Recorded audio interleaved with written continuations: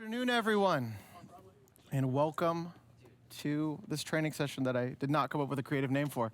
Guitar tone training. How to guitar. No, how to tone. So yeah, thank you guys so much for being here. Today we're just going to walk through just how to use some guitar gear, some guitar tone information. But I wanted to start off by telling you a quick story about my journey playing guitar and with guitar tone. Brian, do you have that wonderful picture? Boy, do I. It's really great. It was good. Nope. Oh, there it is. This, as you can see, yeah, I thought you'd enjoy that. As you can see, here I am in the green. Electronic drums. There's the Lebanon drum kit. We've got the Christmas decorations, the cargo pants. The whole thing is amazing.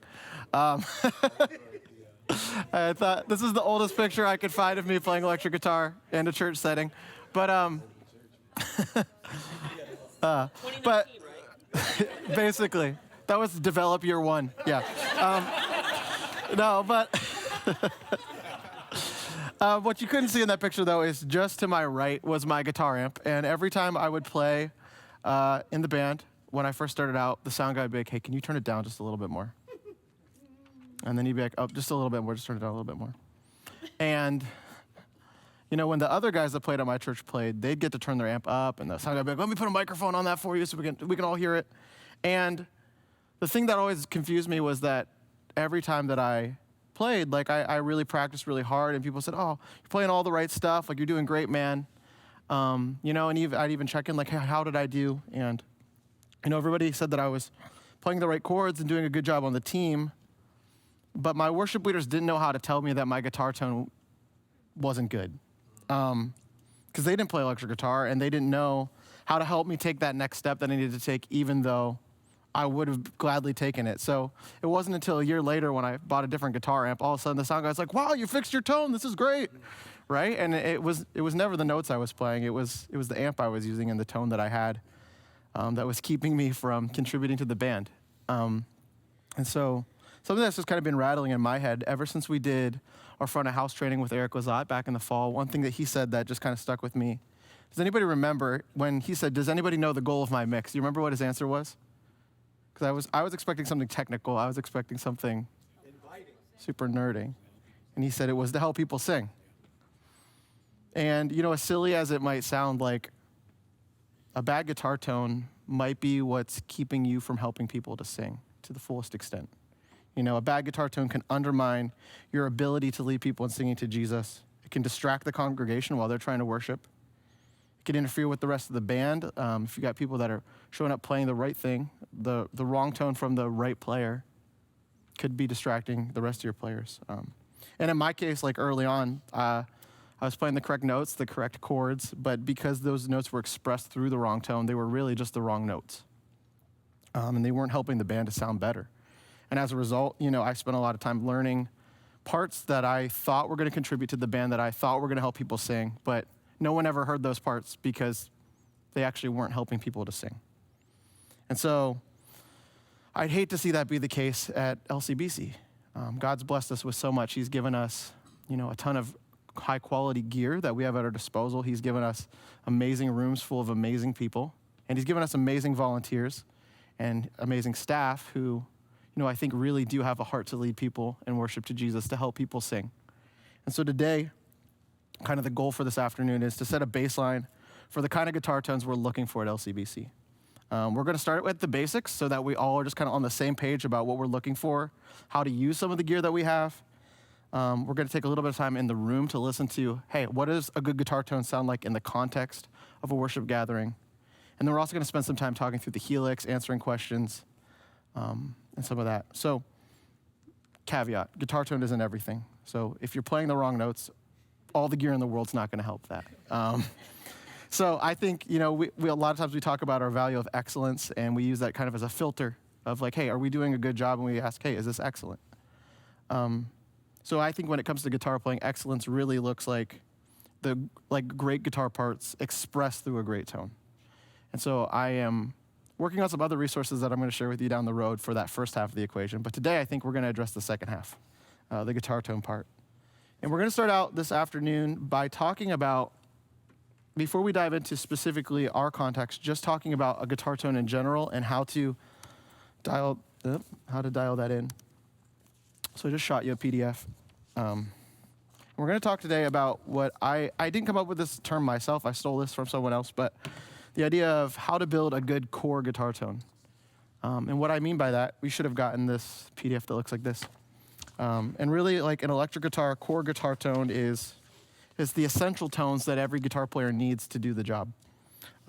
So something that's straightforward, but a versatile range of tones that can be used for an entire set list.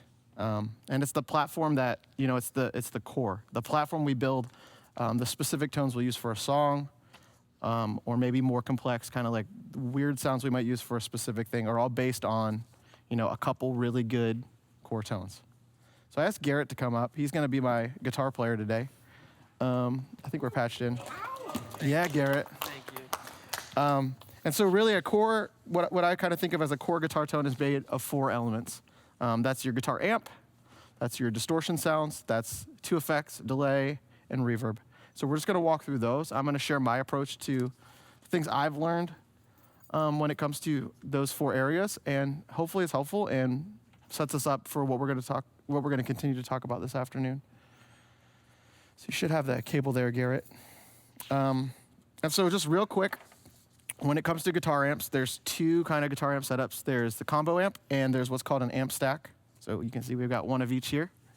So an amp stack has guitar amplifier and then a speaker cabinet. So it's 2 components, and then a combo amp is literally those 2 things just smushed into one unit. In a guitar amp, there are kind of 3 popular types of guitar amp circuits. So you've got a tube amp, which if you follow along here, you can see just a little description of how these different amps work. But tube amps are kind of like the OG guitar amps. Like when guitar amps were invented, this is how they decided to make them. It's an analog circuit that sends the signal through what are called vacuum tubes, which afterwards, if you look down through the top of this amp, you can see them in there. It's the original guitar amp design. People like the way that guitar tube amps sound because they're kind of a smoother, warmer tone. And they're still the industry standard today for guitars. So if you go to any recording studio, any professional venue, you're going to see guitar players using tube guitar amps. Some amps you might run across is maybe a solid state amp. Those are a little cheaper. Basically, they're just amps that don't use tubes. And they're not as common these days. They were kind of invented as an alternative to tube amps, but now that we have computers and digital technology, they're not as popular. So digital technology is kind of the third thing, and that's what a lot of the gear we're using today is. So for example, the Helix, it's literally just a guitar tone computer. Like the chips inside the Helix are the same microchips that are used in a ton of consumer electronics. The cool part about digital technology is that it's pretty affordable for the range of tones that are in it. So for example, like this Fender amp has one sound, and it's kind of the Fender amp sound, versus the digital technology can kind of make a profile of what all the amps would sound like and give you options. The tricky part with some digital technology is that there's so many options that sometimes it can be tricky to know where you're going. So some of the goal today is we're all using digital platforms on our locations for the most part with the Helix. So I want to start with the basics, walk us through, hey, where do we start? And then we can build upon that with some of the technology that we're using on our locations. Also, if anybody has questions as I go, interrupt me, because I'm just gonna roll. Are there any questions about guitar amps? Cool. So I've outlined here kind of my basic steps for dialing in a guitar amp. So if I've never used a guitar amp before, the first thing I do before I even turn it on is turn the master volume the whole way to 0, because a lot of guitar amps can get really loud, and some guitar amps, 1 is whisper quiet, and on some guitar amps, 1 is like 1,000 decibels of pure terror. So when I start dialing in an amp, and Garrett, you can play here. I've got both of these amps on. Depending where you're sitting, you're going to be able to hear this a little bit better. Volume pedal. But when I'm dialing in an amp, I always start by just getting it at a comfortable volume. So bring it up to a volume where I can hear it. And when it comes to amp EQ, and even with the way you're listening to the amp, I put this one on the stand for the reason that when you have a guitar amp on the floor, the speakers are pointing at your legs and not at your ears. So one thing that can happen, and this used to happen to me a lot when I was using amps, is I'd get it sounding awesome at my house where the speaker's way down here, and then I'd go to church and they put a microphone right up on the speaker and it'd be super bright and harsh because I wasn't listening to it the same way that a microphone was gonna listen to it. So I wouldn't recommend putting your ears straight on the speaker, but getting it up to where you can hear it at like an appropriate angle towards your head is definitely helpful. When it comes to EQ, when it comes to adjusting kind of the overall tone of the amp, that's where it can get a little tricky, a little subjective. So for me, I always start with just remembering that in the context of a full band, the guitar has got to live in kind of the mid-range of the sonic space tonally. Which it's easy to think, oh, if I just make it brighter and brighter and brighter, that's going to be what pushes it through the mix. But actually, if your tone is too bright, that really could cause more harm than good. So remember, mid-frequencies are where the guitar tone lives. The other thing that I try to do when I'm adjusting a guitar amp is to listen to the different pickup selections on my guitar. So in general, on your guitar, you have different pickups. The closer to the bridge, those pickups are the brighter they're going to be tonally, and the closer to the neck they are, the darker they're going to be tonally. And so it can be really easy to plug it in, find a pickup selection that works, get the amp to sound good with just that setting, and then you switch it to another one and you're like, oh man, like that's not working. So I always evaluate it by listening to the different settings on the guitar. So Garrett, why don't you just show us what the different pickup selections sound like on this guitar through these amps? All right, I'm starting on the neck. Yep. This is the middle.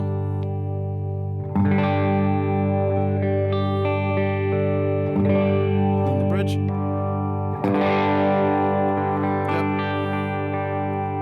And so the two things that I'm listening for when I'm adjusting an amp are going to be to listen to the bridge pickup, which is the brightest, and to make sure that that's not too harsh, because no one likes a really harsh guitar tone. But then to also listen to the neck pickup and be like, hey, is this too muddy? So like if you turn the tone, can you put it on the neck pickup and turn the tone knob back a little bit? It's the other one. Nope, that's volume. One more.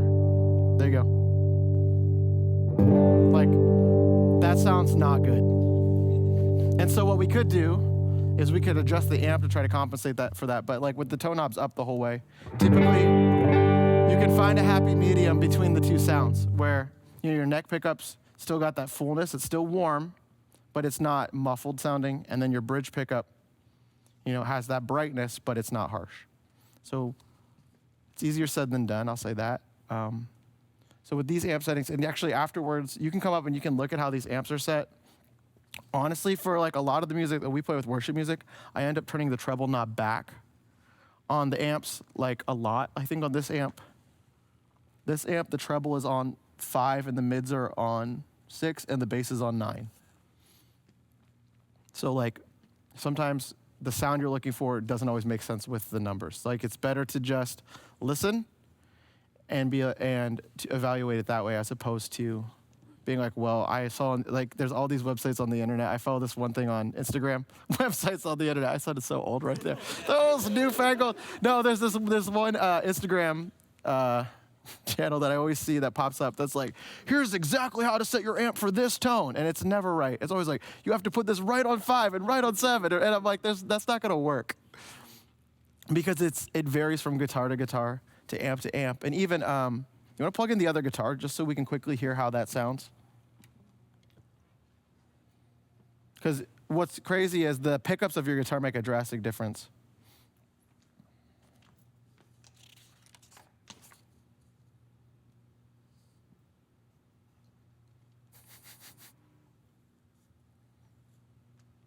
We're all watching you.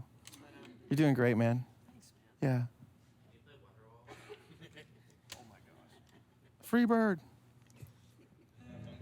And that's on this guitar. It's the front one, the front switch.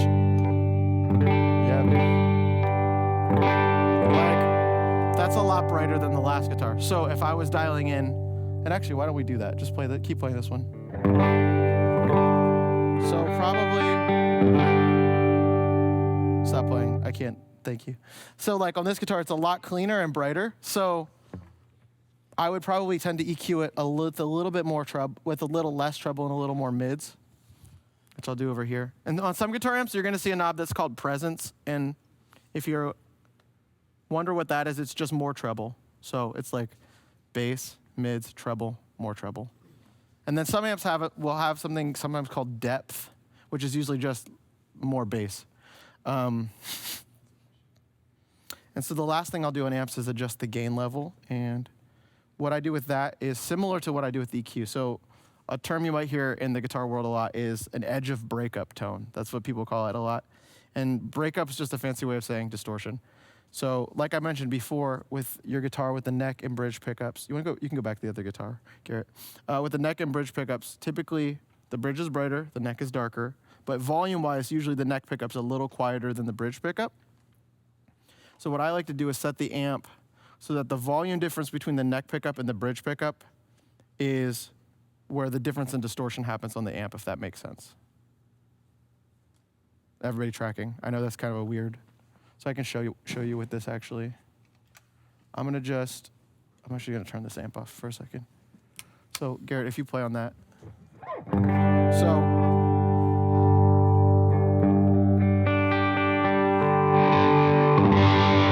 gain. Can you go to the neck pickup? So I'm still hearing a little bit of gain on that. So I'm gonna turn it back a little bit more.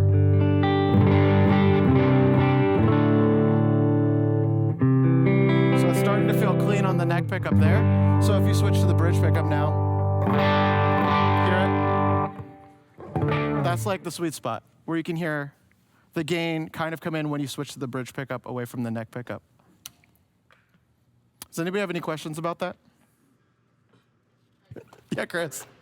In terms of most guitars would have a volume knob for both pickups, right? Correct.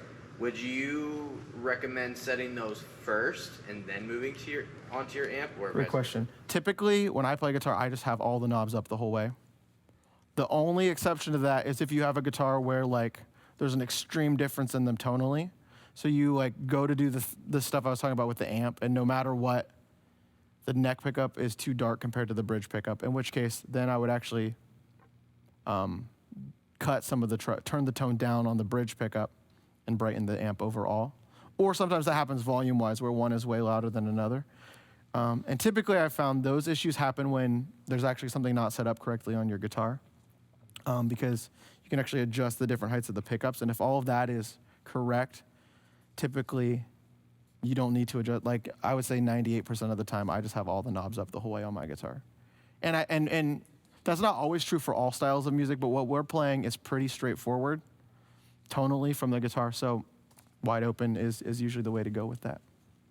Yeah. So that previous, I'm not really a guitarist, No, it's cool. electric, but like that first pickup you guys did was pointed all the way up. Why? To me, it sounded like it's supposed to sound like I would say, so the way I know if it's muddy, it's kind of based on note definition. So Garrett, can you play like something that's a little more like a lead line?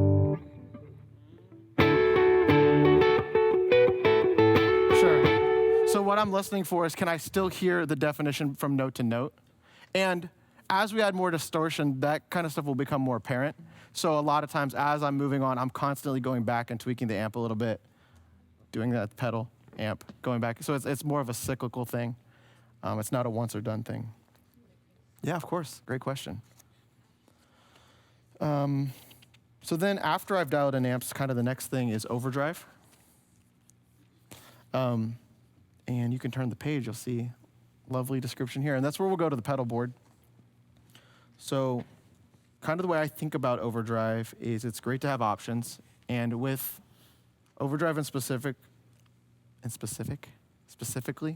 the way I think about it is 1 + 1 = 3, which mathematically doesn't make sense. But conceptually, the idea is that you can have one pedal. So I'm overdrive 1, which we'll talk about that, overdrive 2.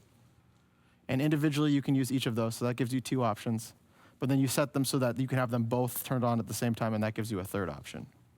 1 + 1 = 3. So with overdrive distortion, those words generally are interchangeable. Real guitar nerds will tell you they're different, but for this context, overdrive, drive, distortion, we're going to use that kind of all as the same thing. So on the pedal board here, I've got 2 drive pedals actually. These two blue pedals, so this little guy and this guy. And so when I'm dialing in overdrives, I start with my first overdrive, so drive 1, which, as you can see on the outline, I'm looking for a tiny little bit more volume than what I had before without it turned on. I'm looking for a little bit of distortion. And then tonally, I want it to just be more of what I'm already hearing. So almost like boosting the kind of natural tone I've already adjusted with the amp. And the way I know that I have that dialed in is if there's still clarity there in what I'm playing. So we can actually switch this on, and you want to play a little bit. So Garrett, play without it on, and then I'll switch it on. And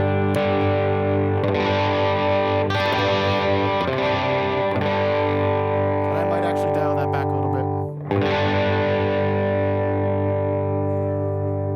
I can't read this.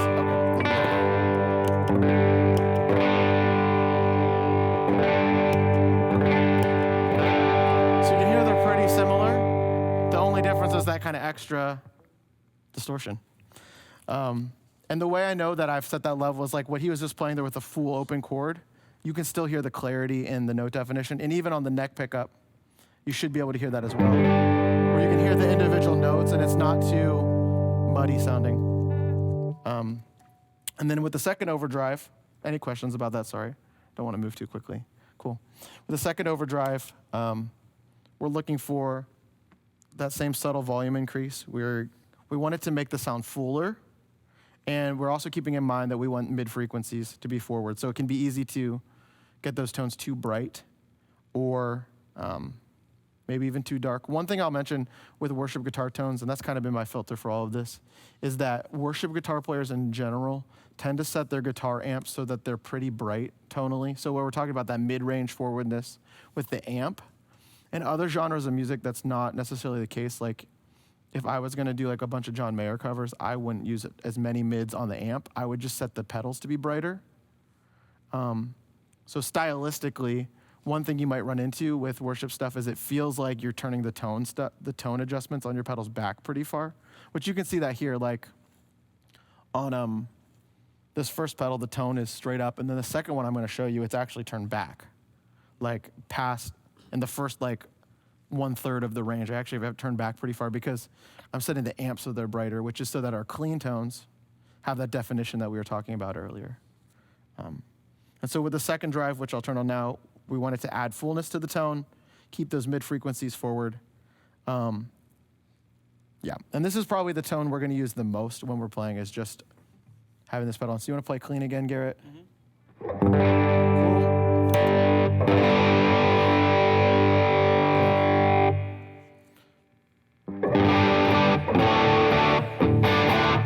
Let's go. If you switch it to the neck pickup, though, you'll hear that when he strums full chords, it gets a little muddy. Ugh. So typically, I wouldn't use that sound full on just on the neck pickup. I'd stick to the bridge pickup for that brighter stuff. And one of these days, we're gonna have a time to dive into more of some of those technique things on the guitar playing side of stuff too. And then I'll show you what it sounds like with both of them on together. If you want to go to the bridge pickup, Garrett.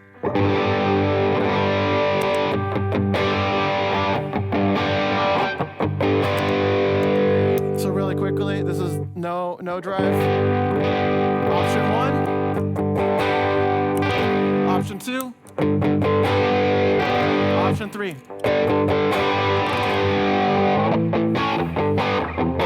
All right. Which in our context, I don't think you're going to need more distortion than that. Like even if you play, well, we'll get some lead stuff when we get into. Yeah, we're not going to need more drive than that. Any questions about overdrive? Cool. Also, don't underestimate the power of a tuner. That's true. Thank you for that, Matt. That is the most important pedal you have. very, very much so. Yes. Yes, for sure. Probably check before you play. I just put new strings on there just to screw with you, so you're welcome. So now we're turning the corner into delay and reverb, which are kind of the staple effects that you hear in the music that we play here at church, but also in just modern music in general. So I would say most of the guitar tones you hear in worship music are pretty similar to what you're going to hear in a lot of pop music. Pop music doesn't have a ton of guitar right now. Acoustic guitar is coming back in pop music, which is cool. And there is some electric guitar stuff. It's just not as prominent. But honestly, a huge inspiration for me tonally. If you want to brush up on guitar tones, go listen to country music right now. Because country music's guitar tones right now are amazing. And modern country music is highly influencing worship music. So if you're one of those people that says, I hate country music, well, stop it.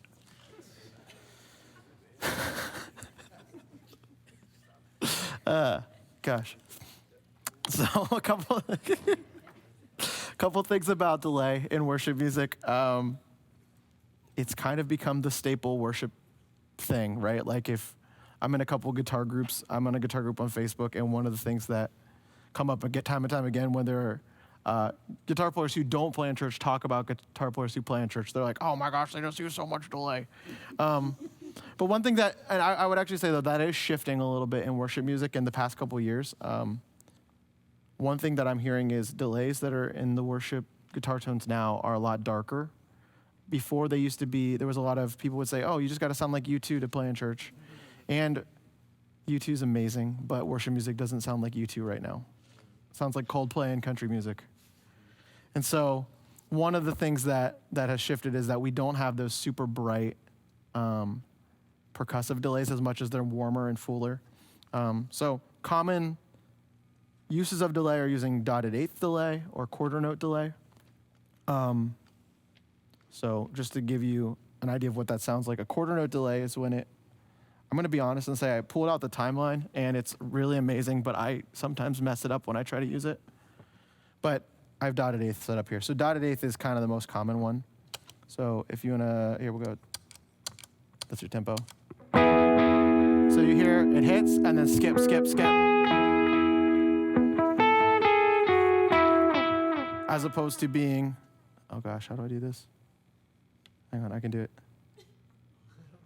I used to know how to use this thing. Here we go, tap division, quarter. Now if you play. It's like right in time, quarter notes. Put it back on dotted. So you can hear that's a little bit of a warmer sound. A lot of the sounds we use have a little bit of modulation on them. And honestly, delay, and we're going to talk about reverb soon, are one of the reasons I love using the Helix, because some of the digital modelers just make it super easy to dial this stuff in, preset to preset, song to song. It's almost, I find it faster to do it on the Helix than like with pedals. But typically, I hear about 4 to 6 repeats, so it echoes that many times before you don't hear it anymore. So you just like hit and choke. Yeah. And then I will set it with 30%, maybe up to 50% of blended into the tone. Usually the more repeats I have, the less the less volume there is to the repeats, if that makes sense. And then similarly to what we talked about with distortion, you can also stack delay. And that's kind of the U2 trick, which isn't, I would say, I don't use as often, especially for you guys as worship leaders. If you're playing rhythm guitar, you don't need 2 delay pedals turned on at the same time. And that's something that I'm not really using a ton anymore, but I thought it was worth noting, because you might bump into that. And then, any questions about that? It's pretty straightforward. Thanks, Garrett.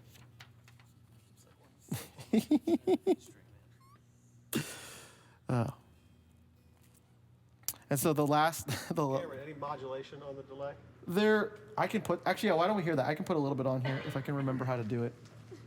Can you define modulation? Yeah, so modulation is, I gotta think of a concise way. Modulation would be like a fluctuation in pitch, typically. So like, it's easier to show you than anything. Can you play? Hear that?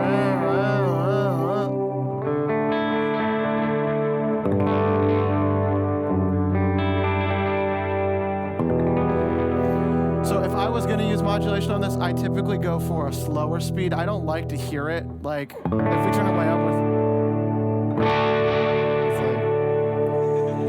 with... So typically I like a slower modulation speed, and just subtly, and we'll talk about running in stereo in a minute, but that's one of the advantages of using that modulation is when you're running your tone in stereo, it makes it just feel a little bit wider and just gives it a little bit of separation between the two sides. Cameron, is that different from chorus? A chorus is a type of modulation. Oh, it yeah, is a type. yeah. So basically, there's chorusing on the delay repeats. Yeah, and so the kind of the fourth thing I'll touch on here is reverb, and reverb is like the big thing in worship music right now, just across the board. It's that super like, the word I hear at LCBC a lot. I don't know if it's our term, but it's soupy. It's soupy. That just sounds soupy. Reverb, just some of the reason we use it in worship music in general, or in music in general, is that reverb adds natural depth and space. So, for example, we hear things in spaces. Like, our brain does, I don't even know how to comprehend the idea of hearing something that's not in a place, because that's just how brains work. It's how animals work. We hear things in spaces. And so reverb gives us that space in our music as well. And especially like in the context of like, if we were using these amps on the weekend, there's no way that Sean would let me put them out here on the stage cranked up. We'd put them over there actually, and they're amp cubbies, and they're these tiny little boxes, and I might have, I might be able to make a big sounding guitar sound here on this stage, but moving them to those boxes kind of isolates them. So adding reverb adds some of that natural sound back. You can do a couple different things. Sometimes we use that as an effect to exaggerate the sustain of the notes we're playing. And the other thing we use it for a lot, and this is the concept that was, I think it could be a game changer for a lot of us, is we use it to bring our guitar tone in and out of focus in the mix. So what I mean by that is like a lot of times we can visualize frequencies as like, if I put headphones in and I'm listening to music, my brain just thinks the bass is low. Like if you visualize a song in front of you, the bass is low and the frequency, the treble is high, and your brain just does that. But what reverb does is it puts things close to you and far away from you. And so, we talk a lot of times in mixing about, we sometimes say headroom, which is this idea that like, you don't want to have everything turned up the loudest it can be at your normal volume, because then you don't have any more room to make it louder, right? So reverb gives us what I don't know if this is a real thing, but I think of it gives us spatial headroom. So putting a little bit of reverb on your guitar all the time means that when you want your guitar to step out and say, hey, look at me, you need to have some headroom there to do that. So if we start out with a little bit of reverb on everything, so that means like our piano sound has a good reverb, our guitar has a good reverb. Having that on all the time allows us to actually take it away to exaggerate the non-reverb tone. And I think that's the concept that I don't see. I see some of our guitars struggling with right now, and so it's a helpful thing to just be aware of. And you have to be careful with that. I'm not saying put so much reverb on your guitar tone that it sounds like it's in the Grand Canyon, because we're not in the Grand Canyon. We're in a church. But more or less reverb can kind of give the illusion that our guitar is closer to the front of the mix or to the back of the mix. And so, yeah, having that reverb engaged by default gives you the room to either take it away and push your guitar closer to the front of the mix or to the back of the mix. And obviously, that's something you have to work with whoever's mixing front of house with as well. Like, they're going to know what it sounds like in the room the best. So typically, when I first started playing here at Mannheim, the tones that I was using at some of our other locations had less verb on than I can get away with using in this room, versus like when I play at Lebanon, which has so much natural reverb, I dial it all back 30%. And so that's some of why we use reverb on our guitar tone, but the real practical how we do it is I use 2 reverb pedals. It just makes it easier for me to organize kind of what I'm doing, but I'll have a main reverb, so we'll switch on the blue sky here. You want to play, Garrett? Turn the delay off for a second. Yeah, and you want to just play and choke. So you can hear it's there, but it's not super obnoxious. So typically with the reverb, one of the things that lets you get some clarity there is to take some of the lows and some of the super highs off of the tone. So I actually have the frequencies here because on the helix, you can see them on this pedal. I was just kind of guessing. But if we would take the low dampening and the high, I'm gonna come back here so I can read everything. If we take it back, I can show you what it sounds like if I just take the EQ off of it, if you play now, and then play and choke. I went the wrong way, sorry. Play now. So you can hear it all of a sudden feels like there's so much more reverb. So but if I turn it back to it's too dark, it doesn't really do anything. So keeping it somewhere in the middle lets us kind of control that. I usually, and some guitarists are going to be shocked by this, I typically have about a 3-second reverb trail on my guitar all the time, which feels like a lot, but with a lower mix, I think it feels great. That might be a little long, but so about a 3-second fade, like on the Helix, I'll set it for 3 seconds so that it trails off. And then I'll typically put the mix anywhere between 25%, maybe the whole way up to 50%. But the rule of thumb is kind of like I was saying with delay. The longer it is, the quieter I'll make it typically. Any questions about that? Yeah, Jesse? As far as like, could you just explain what the mix is doing? Sure. That's for delay and reverb. Yeah, so mix is basically the ratio of that effect to your guitar. So if you play if I turn the mix the whole way down on the reverb, it's not doing anything. And if I turn it the whole way up, that's the only thing you're gonna hear. So a 50% mix would sound like this. So I'll probably dial it back to, what did I say, 25 to 50, so somewhere in between those two. And the same thing goes with modulation. Yep, this sound already has modulation on it, so I'll leave that. But the idea, some of them aren't modulated, so that's gonna make it sound more like it's actually in a room, versus I don't think this reverb actually sounds like, it doesn't sound like if we set this up in a room somewhere and then recorded it with a microphone, it has kind of like a synthy quality to it. A lot of times when I play, and I would say this is more for lead guitar players than rhythm playing, but it's helpful to know. A lot of times when I'm playing lead guitar, I'll have, on this main reverb pedal, I'll have 2 presets. So I kind of showed you the always on preset, but sometimes I want more, just for maybe like a certain lead part when we want it to feel soupy, or you want it to be a little more subtle. I'll add some more verb, so I made a preset here that's a little bit more. So if you play,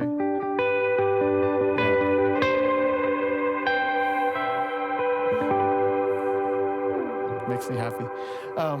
But you'll hear that, you could still hear everything he was playing. It wasn't overpowering. So it can be really easy to let the reverb get out of control. So just be careful with that.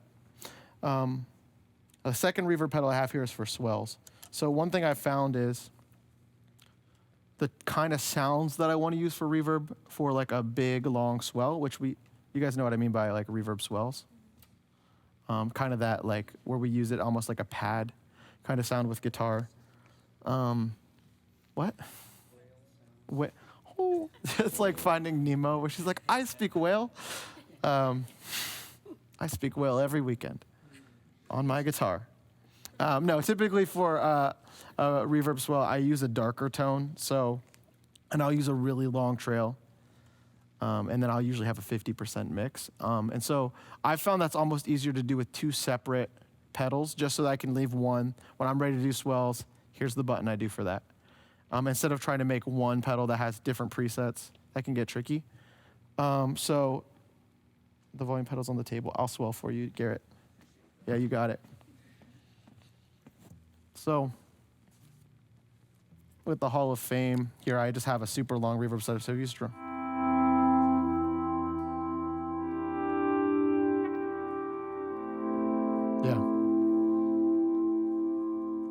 Ooh, one more. Cool. And so with that tone, one thing that comes into play with reverb as well that you can mess around with as you start diving into this is what's called pre-delay. And pre-delay is basically when you play the note, is the reverb going to kick in instantly or is it going to wait a second? And what that can do is if you actually use your pre-delay appropriately, you can give yourself more clarity on your tone. It's kind of tricky to, I can show you what it sounds like actually. That would be the easiest way to do it. So we'll go back to the Blue Sky. You want to play for a second? Just play and check. Now if we turn the pre-delay out the whole way up. You couldn't hear it. Can you just mute and not even a chord, just all the muted strings. There you go, perfect. Now, did you hear how long it waited for it to hit? So you don't want it that long, because if it's that long, that feels weird. But you can find a sweet spot where it waits long enough that you can hear the note bloom before the reverb kicks in, which is going to give you a little more clarity on your tone. The way I think about pre-delay is how far is the back wall before I hear the sound coming back to me. Perfect. So if the back wall is a quarter mile that way, and I play the note, if it's very, very long pre-delay, it's going to take a long time to hit the back wall and then come back before I hear it. But this back wall, it's a shorter pre-delay then. So again, I still hear the sound coming from the amplifier, but that pre-delay is how far away is the slap back coming from that back wall. That's perfect. Thank you, Sean. And so then the next kind of trick I'll do with this, though, is for kind of the swell tones, the reverb tones, is I will actually set my main reverb and do kind of the same trick I did with the distortion pedals, where I'll use both of them at once. And I'll set the swell reverb with the long pre-delay. So if you visualize it like there's a note, reverb 1, and then reverb 2 waits to kick in until the second one is trailing off. And then what that does is it gives you that shift too, so that the swells are a little bit darker. So if we actually, let me turn the delay on, and then I'll swell you in, Garrett.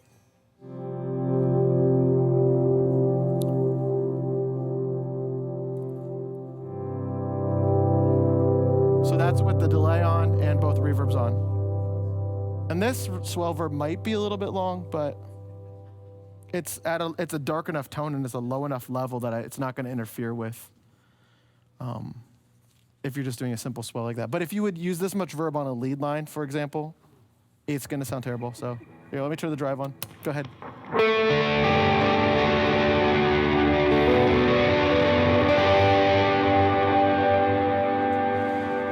And I'm going to be honest, sometimes this is what I hear, depending on who I'm playing with. Because with great power comes great responsibility, to quote Uncle Ben from Spider-Man. Does those concepts make sense, though? Cool. So I'd like to move on to talk a little bit about running in stereo. So I made a cute little diagram here of a pedal board / stereo guitar rig. So obviously I didn't cover every effect that's out there. There's a lot of effects other than distortion, delay, and reverb. But one thing that is important is the order you put these effects in, because everything kind of stacks up. So if you put your distortion after your reverb, for example, that's not going to sound good because you're going to be distorting reverb. And we talked about having that clarity, and it's just going to it's going to muddy up that sound. So this helpful little diagram is pretty much how I visualize the order that I would put effects in. So if I'm using a compressor, which we can dive into that a different day, I'll put that first. And then if I have like some kind of pitch effect, I'll put that second. Then my 2 drive pedals, my volume pedal. If I have any modulation effects, I'll put those next, then delay, reverbs, and into the amps. Now this works for amps because we have to mic the amps up, so it's hard to put effects after that sound. Now on the Helix, we'll talk about how we actually have more powerful tools at our fingertips with that, and we can get creative with how things are set up. But that leads us kind of to the last step, which is miking your guitar amp. And I have a little thing here about stereo, which you guys can look over. Basically, the idea is this. Things in nature aren't in mono. Like, our ears hear everything in stereo, so we can make a fake mono situation here at church. If we have a mono guitar going through the PA, there's something about it that doesn't feel right, and that's because we're used to hearing things in stereo. And sometimes I need to stop talking. Sometimes I've heard mono guitars in a situation where everything else is in stereo, and then all of a sudden your guitar tones are not at the same quality that your stereo sounds are. I think also we talked about that reverb. Adding reverb adds the space, and it's hard to do reverb naturally in a mono environment. And so even with other mono sources on the stage, like the individually mic'd drums, so like for example the snare drum, we put reverb on that so that it feels like it's not in mono. Same with vocals. And so with guitar, it's really helpful to do the same thing. And that's kind of the industry standard at this point, is running in stereo because everything else on the stage is in stereo. The keys are in stereo, the loops are in stereo. We're adding reverb to the vocals to help them feel like they're wide and in stereo. And so one of the reasons that we have the Helix at our locations, though, is that it's so much easier to go in stereo using digital technology. And we'll dive into the Helix a little bit more later. But with this kind of rig, I mean, you can see what I brought. I had to set up a pedal board, run cables to both of the amps, set up microphones on both of the amps. It's definitely doable, and sounds good. But yeah, one of the things about the Helix is it's just so easy to go into stereo.